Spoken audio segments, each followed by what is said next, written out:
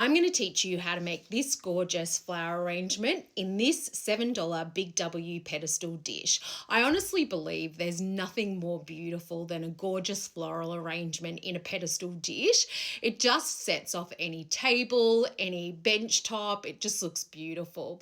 So I picked all of these flowers from my backyard, but if you don't have flowers in your backyard, you can obviously just get some gorgeous roses from Woolies. Apart from the flowers, the other thing that you're going to need is this florist foam. So I got this, you can see it's dripping because I've soaked it overnight. I got this from Kosh & Co in Auburn. Basically what I do, as I said, I just soak it overnight, and I do that to make sure that there's no dry patches throughout it.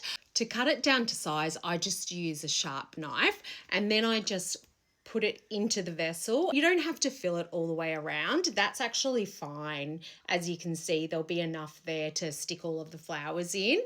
Now, the most important thing in terms of placing the flowers is to make sure that you kind of place some flowers around the bottom edge. And this is because you want to be able to hide that kind of floral foam. You don't want people to be able to see it. So I tend to start with my central piece, and usually what I do is just stick sort of a big nice piece like this central piece right there in the middle, and then I work around the edges from there.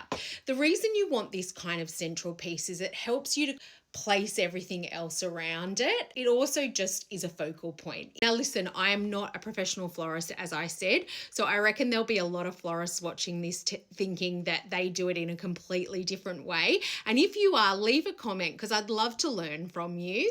I'm just doing this at home because I find it sort of therapeutic in a way, kind of relaxing, but I'm sure you've got a lot of advice that you can give us. Anyway, from there, I then start to just add in some of the big, bulkier pieces. The other thing I do is I take a lot of the foliage off because you actually don't need the foliage. So yeah, take the foliage off and then just start placing all of the pieces around the edges. As I said, I try and get some things kind of low down like that. And honestly, it's as easy as that. You then just continue to place the flowers. I like to use these gorgeous kind of flannel flowers from my garden just as something that kind of makes it look a little bit whimsical because they kind of stick out the top. And I feel like that just gives it a really beautiful look. Let me know what you think and whether you'll be trying this at home. Subscribe for more of my tutorials.